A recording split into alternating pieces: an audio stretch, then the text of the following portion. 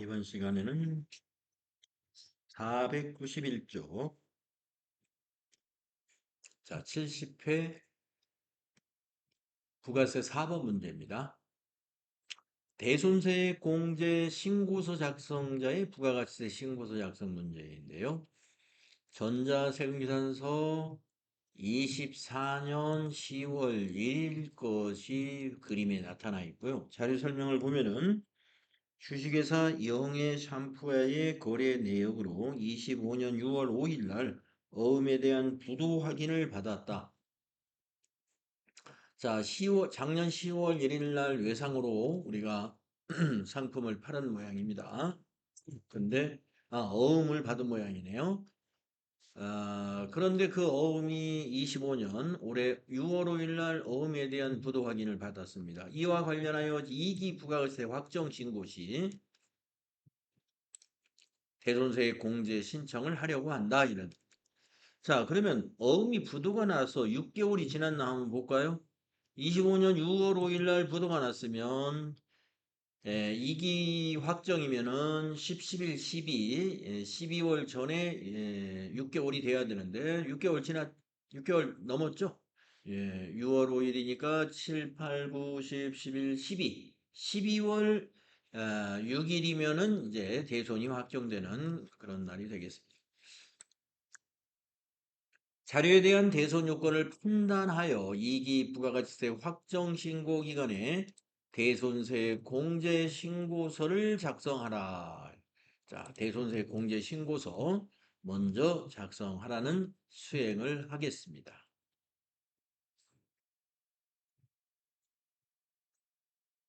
자, 그러면 전체 메뉴에 대손세 공제 신고서 여기 있죠? 클릭하시고요. 2기 확정 과세 기간이니까 10월부터 12월 기간이 됩니다. 당초 공급일은 거기 세금 계산서에 보면은 작성 일자가 되겠죠. 2024 1001이 당초 공급일입니다. 여러분들 내일인가 모레인가 우리 부가가치세 평가 시험 보죠? 요 문제 냈어요. 요 문제. 대손세 공제 신고서를 작성하는데 컴퓨터에다 작성하지 않고 손으로 여기다 작성을 해야 됩니다. 여러분이 그 내역의 설명을 보고 대손 사유적 제가 최초 당초 공급일은 안 만든 것 같아요. 대손 사유, 대손 기준일, 대손 확정일 이렇게 양식을 만든 것 같으니까 대손 기준일을 당초 공급일을 대손 기준일에다 다 넣으면 됩니다. NCS 평가시험 제가 문제 낸 거에서는 자 여기서는 당초 공급일 대손 기준일 따로 했으니까 이제 판단을 하시면 돼요. 자 이번에 대손 사유는 어음이 부도가 난 거죠. 5번입니다. 5번 부도부터 6월 되는 날 대손 기준일이라는 건 뭐냐면 부도가 난 날이 대손 기준일입니다. 여기서는 부도가 언제 났냐? 2025년 0605 그래가지고 대손 확정일은 우리가 부도의 경우는 6개월이 지난 다음 날이 확정되는 날이니까 12월 6일 날이 6개월 지난 날이죠. 그래서 25년 12월 6일 날 대손이 확정돼서 이날 대손 처리 회계를 해주면 됩니다. 자, 그 다음에 이제 대손 금액입니다. 대손 금액은 얼마일까요? 대손 금액에다가 얼마 입력하실까요? 그렇죠. 275만 원을 입력해야 됩니다. 근데 가끔 요 이제 시험 볼 때 요거 작성하는 보면 대손 금액에다가 공급가액을 쓰는 분들이 가끔 있더라고요. 공급가액이 아니에요. 대손 금액은 합계입니다. 부가세 포함해서. 그렇게 되면은 옆에 대손세액은 25만 원이라고 표시가 됩니다. 자, 거래처 코드니까요. 여기 코드를 더블 클릭해서 영의 샴푸가 거래처죠. 영의 샴푸. 응? 상호명은 왜 안 나타나죠? 네. 수동으로 입력해 줘야 될까요? 주식회사 영의 샴푸. 네, 주민번호. 주민번호는 그냥 지나가면 돼요. 네, 대표자 전지현. 이렇게 입력하는 겁니다. 네. 자, 그러면은 수행과제 1번. 예, 이건 저장 단추가 없는 거 보니까 자동 저장되는 거니까요. 예, 이렇게 작성을 해 놓으시면 되고.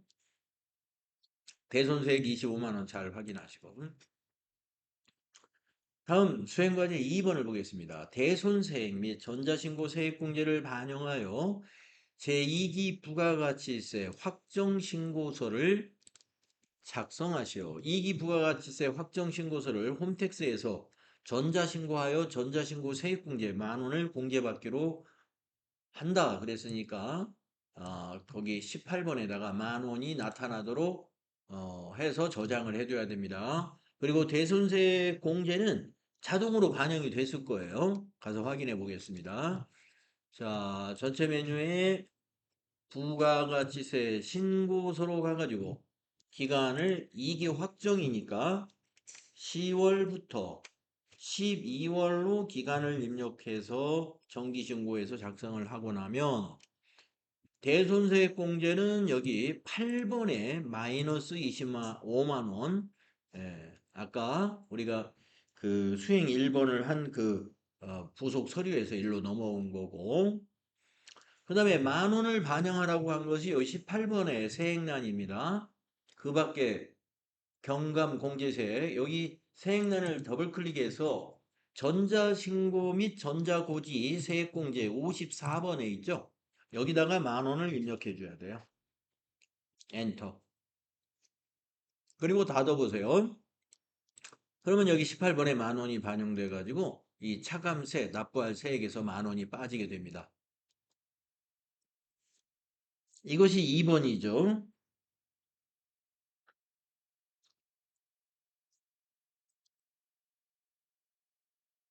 그리고 이거는 저장 단추가 있는 서류이니까 저장 버튼을 눌러서 저장해 두는 게 좋아요. 저장.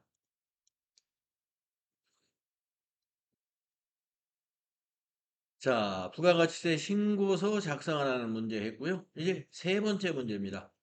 이제 이게 고비예요. 이 문제에서는. 자, 대손 확정일인 12월 6일. 대손세 공제 및 대손 채권에 대한 받으러움에 대한 회계 처리를 입력하시오. 이 회계 처리는 부가세 신고하고 관련이 이건 없고 이건 우리 회계 장부에 대한 회계 처리 사항이에요. 부가세 신고서에는 잘 반영됐습니다. 지금 대손세 공제건이. 그리고 납부세액도 잘 계산이 됐고요. 지금 요 3번에서 하는 것은 우리 회계장부의 계정별 원장 이거를 맞추기 위한 것입니다. 자, 그러면은 받으름에 대한 그 대손 처리 지금 우리 275만 원짜리 어음을 대손 처리해야 되잖아요. 그러면 받으름에 대한 대손 충당금이 얼마 설정되어 있는가 봐야 되고 그 다음에 우리가 대손세액에서 25만 원은 대손세 공제를 받았다는 거, 즉 부가세 애수금에서 마이너스 시켜주면 되는 거예요. 요거는 회계 처리할 때는. 지금 부가세 신고서에는 반영이 되었지만 이게 지금 매출세액이니까 부가세 애수금 아닙니까? 여기 있는 세액들이. 근데 이 마이너스 25만 원에 대해서 회계 처리한 적이 없죠, 우리가. 예, 그래서 그 부가세 애수금을 마이너스 시켜주는 회계 처리를 이때 같이 해주는 거예요. 자, 그러니까 뭐부터 확인하느냐? 합계전액시산표에 가가지고 12월 6일 대손 확정일 기준으로 받으러움에 대한 대손 충당금이 275만 원만큼 있느냐? 그거부터 확인하겠습니다. 자, 전체 메뉴에 가가지고 합계전액시산표를 가서 대손 확정일인 12월 6일 날짜로 조회를 합니다. 그리고 받으러움 밑에 대손 충당금이 있는가를 보는 거예요. 외상매출금에 대한 대손 충당금은 지금 150만 원 잔액이 있습니다만은 받으러움에 대한 대손 충당금은 전기 말에 전혀 설정을 해놓지 않았네요. 예. 그러면 대손 충당금에서 상계할 내용은 없습니다. 그럼 어떻게 해야 돼요? 부가세 수금에서 마이너스 시킨 나머지는 다 당기의 대손 상각비 판매관리비로 처리해 줘야 됩니다. 자, 그러면 일반 전표에 12월 6일 날짜로 입력을 어떻게 해야 되느냐? 일반 전표 12월 6일 대손이 확정되는 날 대변에 110번 받으름 거래처가 영의 샴푸에서 받은 거죠. 영의 샴푸 그리고 대변의 금액은 275만 원이죠. 자, 이게 잔액이 있는지 일단 확인해 볼까요? 혹시 부두어음과 수표로 돌려놨는지? 예. 자, 그러면은 요거를 지금 일반 전표에 요거 금액을 일단 지워 보세요. 예. 금액을 왜 금액이야? 예, 일단 이 한 줄을 전체를 지우겠습니다. 예, 삭제. 입력하기 전에 받으러 275만 원짜리가 정말 있는지 이 거래처 원장에 가서 확인해 보죠. 자, 거래처 원장 기간은 6월 5일 아니 12월 6일 현재로 봐야죠. 엔터 하시고 12월 6일 계정 과목 110번 받으러움 거래처는 엔터 전부 쳐줍니다. 그러면 12월 6일 현재로 우리가 지금 영의 샴푸 전기에서 이월된 275만 원이 그대로 잔액으로 현재되어 있네요. 예. 부도음과 수표로 부도났을 때 정리를 안 해놓고 지금까지 받으럼으로 되어 있는 거예요. 그러니까 우리가 지금 아까 입력하려고 했던 게 맞는 거예요. 네? 자, 그래서 이제 받으럼을 잔액을 없애줘야 돼요. 자, 일반 전표로 다시 가겠습니다. 날짜는 12월 6일로 아까 그 날짜로 하시고 자, 대별의 110번 받으러움 0의 샴푸 금액이 275만 원. 네. 조회를 해보는 게 안심이 될 것 같아요. 자, 그리고 차변에 이제 부가세, 대손 충당금이 있으면 그만큼 정리하는데 대손 충당금 하나도 없어요. 우선 부가세 애수금 빼주겠습니다. 부가세 애수금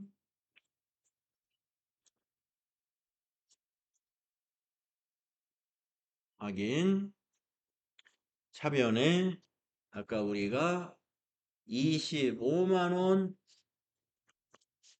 정리했죠. 부가세 애수금에서 이게 빼주는 거예요. 부가세 수금을 차변에 기록하면 회계장부에서 부가세 수금을 이 12월 6일 날 줄여주게 되죠. 그만큼 감소시키는 거예요. 그러니까 납부한 세액에서 25만 원이 빠지게 되는 거예요. 그리고 나머지는 우리가 비용 처리해야 됩니다. 충당금이 없으니까. 나머지 250만 원은 차변에 대손 상각비 판매관리비니까 835번 있죠? 대손상각비 835. 그게 250만 원이 됩니다. 네, 여러분. 그래서 요 수행에서는 마지막 지금 이 회계 처리. 요게 아마, 아, 경험이 좀 있으시면 이거 잘 할 수 있는데, 준비가 안 돼 있고, 또 이거 문제 처리 해본 경험이 없으면 이게 뭘 어떻게 해야 되는지, 대손 처리 회계를 못 할 수가 있어요.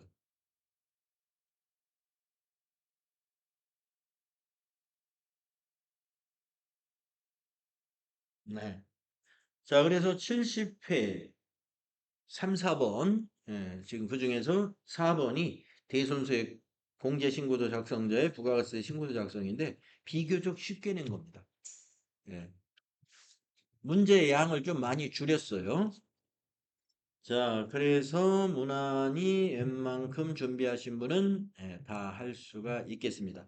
그래서 이제 여기까지 하고 나면 이제 평가 문제 10문제가 나오잖아요. 답안 작성 시 유의사항은 여러분이 잘 이해하고 있죠. 그래서 11번부터 20번까지 10개의 평가 문제를 해가지고 22점을 획득하고 결산 문제로 가야 됩니다. 자, 11번 같이 해보겠습니다. 메인 매출전표 입력을 조회해서 6월 20일 수정세금계산서의 수정입력 사유 코드 번호가 뭐냐? 저는 기억을 하는데 뭐였죠? 코드 번호가? 예, 1번이었어요. 예, 기재사항 차고. 그래서 뭐 여러분이 그 수정 세금계산서 작성할 때 수정 사유 1번이 기재사항 착오였다. 이게 기억이 나면 조회하지 말고 그냥 1번 답을 1을 입력해 주면 되죠. 자, 근데 기억이 안 난다. 한번 조회해 보면 돼요. 메인 매출전표 6월 22일 해가지고 요거 천연샴푸 요거 클릭한 다음에 수정 세금계산서를 딱 클릭해 보면 여기 수정 입력 사유 1번 기재사항 착오 정정 볼 수가 있습니다. 보고 나서 닫아주면 돼요. 다음 2번, 12번 계산서 합계표조의 일기 확정 신고 기간의 면세 계산서 수취 금액은 얼마인가? 네, 계산서 합계표를 클릭해 가지고 일기 확정이라고 그랬으니까 4월부터 6월로 작성해야죠. 밑에 수치가 매입이죠. 계산서 면세 계산서 수취 금액 215만 원이 답이죠. 이 215만 원을 복사해서 붙여넣어주면. 다음에 13번 세금계산서 합계표 조회.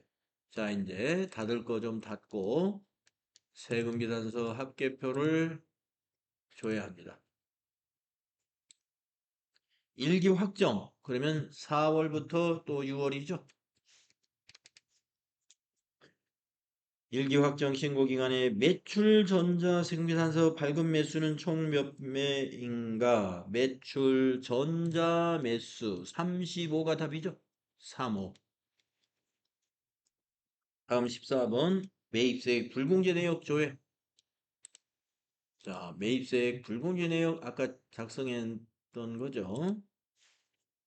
2기 예정 신고 기간 7월부터 9월로 아까 작성해 놓은 거 그대로 남아 있네요. 공통 매입세액 안분 계산 내역의 불공제 매입세액은 얼마인가? 28만 원. 280000이 답이죠.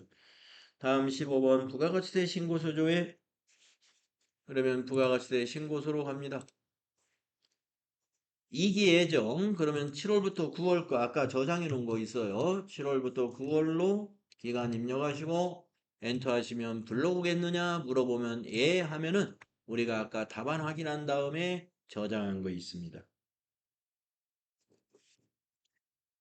과세 세금계산서 발급분 1번란의 금액은 얼마인가? 1번란의 금액 요거 복사해서 붙여놓으면 되죠.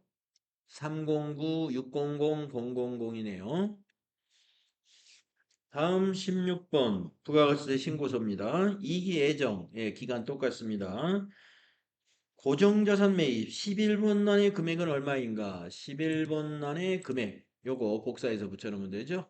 150 000 000이죠. 다음 17번 2기 예정 신고 기간에 부가가치세 신고 시 작성되는 부가가치세 첨부 서류에 해당하지 않는 것은 계산서 합계표 계산서는 면세이기 때문에 과표로 가가지고 면세 쪽에 면세 수익 금액에 계산서 발급액이나 수취액이 있는가 봐야 돼요. 그래서 첨부 서류에 계산서 발급이나 수취액이 있으면 첨부 서류 있어야 됩니다. 있죠?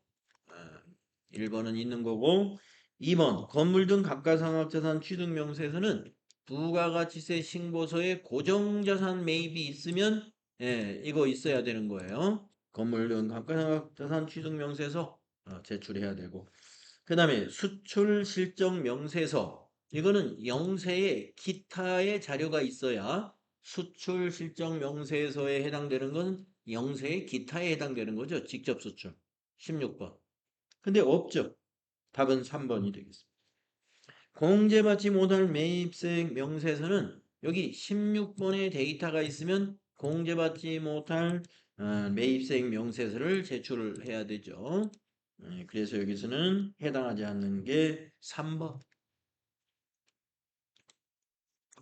되겠고 다음은 18번 대손수의 공제신고서조에 이기 확정 신고기간의 대손수의 공제신고서에 대한 설명으로 옳지 않은 것은 자, 우리가 작성해 놓은 대손수의 공제신고서 10월부터 12월로 작성한 걸 열고 당초 공급일은 10월 1일이다. 맞았고 대손 확정일은 부도 확인일로부터 6개월 이상 경과된 25년 12월 6일이다. 맞고 대손수의 공제는 부가가치세 확정 신고 시만 적용 가능하다.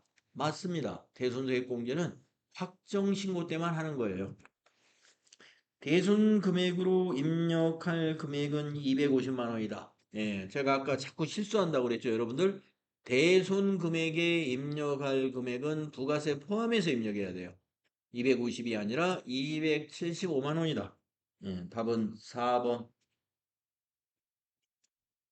다음 19번 부가가치세 신고서조에 부가가치세 신고서 열어놨죠. 2기 확정 그러면 12월부터 아니요 10월부터 12월로 우리가 조금 전에 저장해 놓은 거를 불러오면 됩니다. 2기 확정 신고기간 부가가치세 신고서의 대손세액 가감 8번 난의 세액은 얼마냐? 예, 대손세액 가감 8번 난에 마이너스까지 넣어서 입력해야 돼요. 답안에다가 마이너스 250000 다음 20번 2기 확정 신고기간의 부가가치세 차가감 납부할 세액 24번 난의 금액은 얼마냐? 27번 난.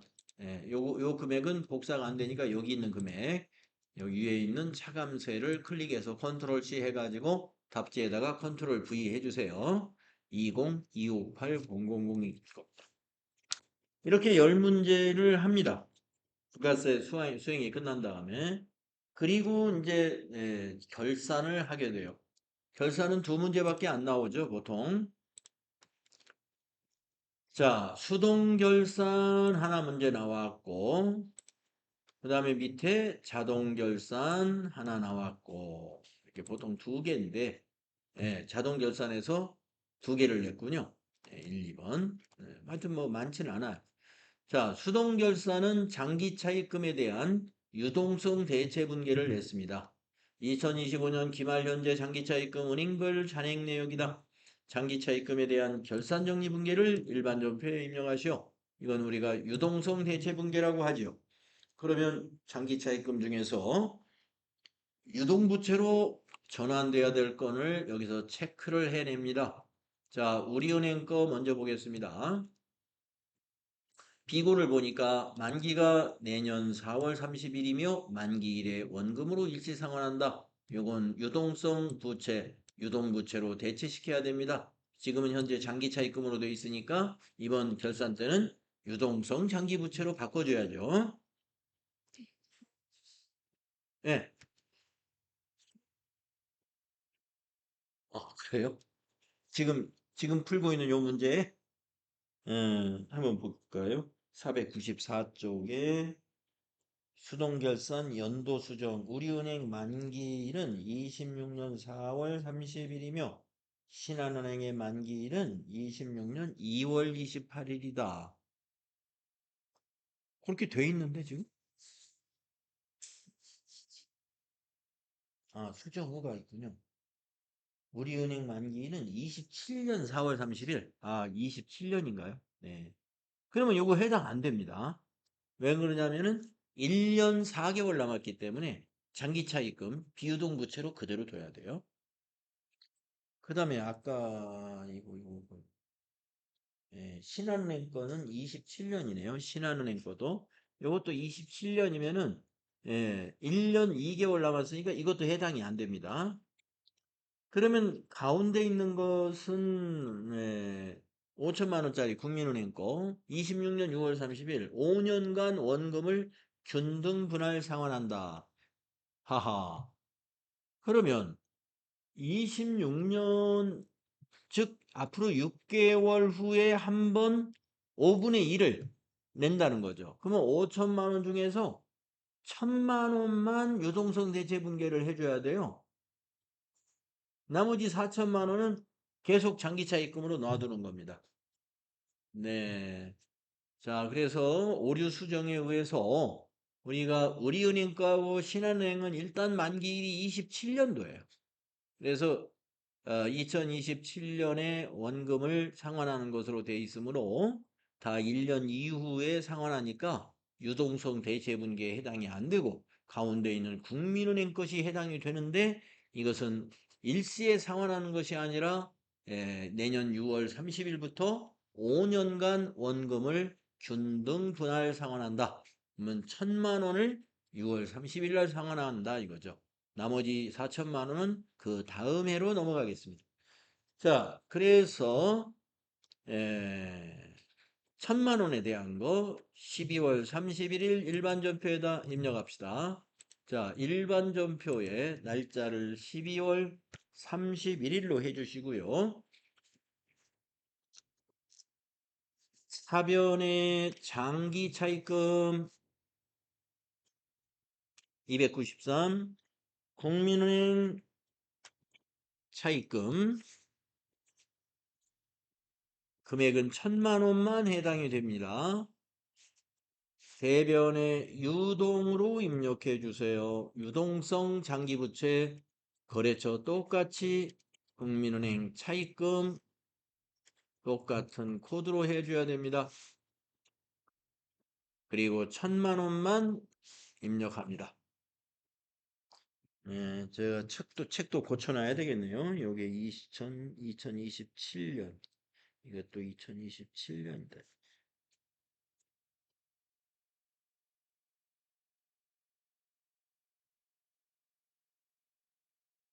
자, 그럼 수동 결산은 끝났네요. 요 한 건이요. 다음은 이제 자동 결산 문제입니다.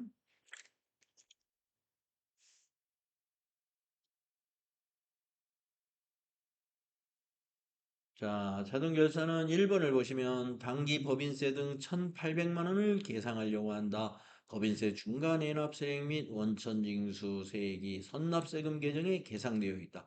이 선납세금을 정리하는 것은 수동분계입니다. 그러면 이거는 수동분계로 하고 여기 나머지는 자동분계 사항인데요. 기말 재고자산은 원가가 낮죠. 예. 두 가지 금액이 있으면 낮은 금액, 현행 대체, 원재료의 현행 대체 원가하고 현재 장부의 원가를 비교해서 낮은 거를 적용하면 되니까 기말 원재료 재고액에는 2,800만 원 입력하면 되고요. 기말 제품 재고액에는 6,800만 원을 입력해 주면 됩니다. 자, 선납세금 수동분계로 해야 되므로 합계 잔액사항표에 가가지고 12월 31일 결산일로 조회를 해주세요. 12월 31일 당좌 자산 안에서 선납세금이 현재 얼마로 잡혀 있느냐 이것을 복사해 옵니다. 9462,000을 컨트롤 C 잔액을 복사해 가지고 일반전표 12월 31일 세 번째 줄에다가 차변에 법인세로 돌려줘요. 법인세 998. 거래처 방향키로 그냥 지나가시고 붙여넣기. 그리고 대변 선납세금 감소시켜 줍니다. 그러면 선납세금이 제로가 되겠죠. 이렇게 선납세금을 정리를 해주는 것은 일반 전표에서 합니다. 수동공지사예요.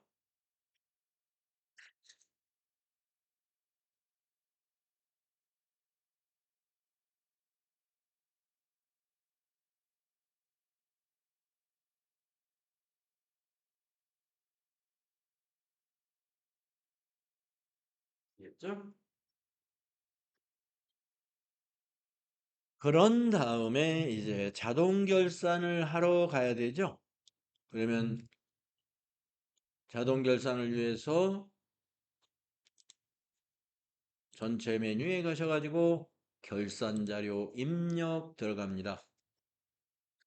결산 일자는 1월부터 12월까지를 입력하시고, 자, 자동 결산 자료에서 1번은 법인세를 먼저 정리할까요? 맨 밑에 법인세, 요게 1,800만 원이 되도록 만드는 거예요, 여기를. 그러면 아까 우리가 선납세금 정리한 것은 이미 여기 넘어와 있어요. 그래서 계산기를 이용해 가지고요. 이 1,800만 원 법인세라고 그랬잖아요. 법인세 1,800만 원을 계산기에다 입력한 다음에 빼기 아까 선납세금 여기 올라온 거 있죠? 법인세로 정리한 거 9462,000 9462,000는 하면은 8538,000이 나오잖아요. 이것을 여기 법인세 계상에다가 넣어주면 나중에 전표에서 요 금액은 미지급 세금으로 부채로 인식하게 됩니다. 그리고 차별은 법인세. 예. 그 미지급 세금으로 넘어갈 금액을 여기다 입력해 주는 거예요. 그러면 이제 여기 법인세 1,800만 원으로 바뀌죠. 이해가 되셨을까요? 예, 위에 있는 946만 2천 원은 회계 중에 미리 납부한 법인세고, 예, 요거는 아직 납부하지 않은 법인세. 두 개 합쳐가지고 법인세가 지금 1,800만 원 이렇게 된다. 그 다음에 이제 자료에 있는 기말 재고 자산은 위로 쭉 올라가 가지고 기말 원재료 재고액을 먼저 찾아요. 거기다가 2,800만 원을 입력해야 돼요. 28 플러스 플러스 저가법 낮은 걸 넣어준다. 그 다음에 제품 기말 제품 재고액을 조금 더 내려가면 있습니다. 기말 제품 재고액 여기다가 68 플러스 플러스 6,800만 원을 입력해 주면 주어진 자동 결산 데이터를 다 입력한 거예요. 그런 다음에 위에서 전표 추가를 꼭 눌러줘야 됩니다. 전표 추가 안 누르고 빠져나오면 아무 소용이 없어요. 전표 추가 추가가 완료되었습니다. 확인해주고. 그 다음에 이제 수행 과제를 보시게 되면은 결산을 완료하고 이익잉여금 처분 계산서에서 손익 대체 분계하라라는 말이 있잖아요. 그리고 이익잉여금 처분 내역은 없는 것으로 하고 미처분 이익잉여금 잔액을 모두 2월 이익잉여금으로 2월 하기로 한다. 네, 그렇게 자동으로 될 겁니다. 자, 그러면 2월 이익잉여금 처분계산서 있죠? 이걸 실행을 하는데 여기서 주의해야 돼요. 꼭 아니요 해야 됩니다. 여기서는 저장된 데이터 이용하면 안 돼요. 우리가 방금 결산한 내용이 반영이 안 되게 됩니다. 여기서 저장된 데이터 불러오게 되면 그래서 아니요 해가지고 지금 조금 전에 반영한 것을 전체를 이제 여기다 반영을 시키는 거죠. 그래서 여기 미처분 이익여금이 모두 여기 차기로 2월 되는 이익여금으로 요 금액과 요 금액이 같아지게 되고요. 자, 그러면 이제 처분 예정일과 처분 확정일 날짜를 입력해요. 2026 0331 그 다음에 처분 확정일란에는 2025 0331 날짜 두 개 입력하는 거 FAT 1급의 결산에서도 이건 쭉 나오던 거죠. 그러고 나서 위에 있는 전표 추가를 반드시 눌러야 됩니다. 손익 대체 분계를 해야 되니까. 예. 일반 전표 5건 추가되었습니다. 확인하면 됩니다. 이렇게 하면 결산과 관련된 손익 계정의 마감까지 관련된 전표가 모두 완성이 됩니다. 일반 전표에서 다 조회해 볼 수 있고요. 하지만 시험 볼 때 여러분이 그 조회해 보느라고 시간을 낭비할 필요는 없다고 봐요. 다 정확히 했을 테니까 다 맞다고 맞게 되었다고 보시면 되겠습니다. 자, 이렇게 이제 하고 나서 우리는 실무 수행을 15개를 하게 됩니다. 15개의 실무 수행 문제가 나와요. 그래서 이제 이런 것을 여러분이 빠르고 정확하게 답안을 작성하는 것은 반복 훈련밖에 없습니다. 물론 TAT는 90분을 주기 때문에 FAT보다 조금 시간적으로 여유가 있어요. 그 대신 양은 많지만 그래도 30분을 더 주는 건 대단히 많이 주는 거예요. 그래서 그렇지만 시간 관리는 해야 됩니다. 자, 21번. 송금명세서 조회를 해서 경비 등 송금명세서에 반영되는 신한은행 은행 코드 세 자리를 입력해라. 우리 아까 송금명세서 작성해 놓은 거 보면. 자, 경비 등 송금명세서에서 신한은행 088. 088이 답이죠. 다음 문제 22번 1월계표 조회 1사분기. 자, 그러면 1월계표로 가보세요. 1월계표. 1사분기다. 그러면 월계표에서 1월부터 3월을 1사분기라고 합니다. 발생한 보험료, 제조는 얼마인가? 제조 경비의 보험료를 물어본 거예요. 제조 경비에 있는 보험료. 200, 000이 답이죠. 다음 23번. 1사분기 토지 계정의 증가액은 얼마냐? 네, 토지는 자산이니까 위에 있겠죠. 비유동 자산의